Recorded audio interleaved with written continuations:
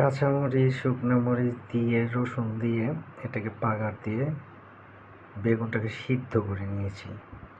এটা এমন একটা জিনিস বানাবো সবার কাছে থেকে খুব মজা লাগবে, আর খেলে তো অসাধারণ স্বাদ লাগবে। তাহলে সাথে থাকুন, দেখতে পাবেন।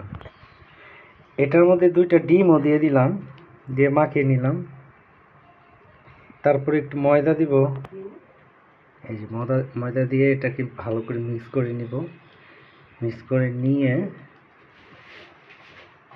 তারপর কিছু তেল নিয়ে নিব কড়াইয়ের মধ্যে, নিয়ে ওটাকে ভালো করে ফুটিয়ে নিয়ে তারপর এটা গুল গুল করে ছেড়ে দিয়ে ভাজবো। এই যে একটু একটু করে নিয়ে এই যে ভাজতেছি।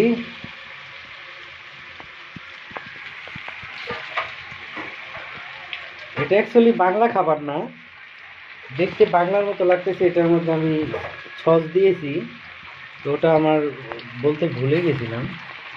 এটার মধ্যে দেওয়া হয়েছে সয়া সস,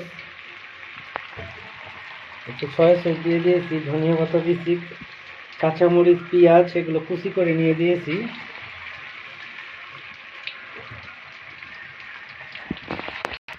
একটু বেশি করে ভেজে নিয়েছি। এটা এমনিও খেতে মজা লাগবে, অনেক স্বাদ লাগবে। হালকা একটু তেল নিয়ে নিলাম এবং রসুন ছেড়ে দিলাম। রসুনটা একটু ব্রাউন কালার হইলেই এবার সস দিয়ে দিলাম। এটা দিলে টমেটো সস দেন। রেডি।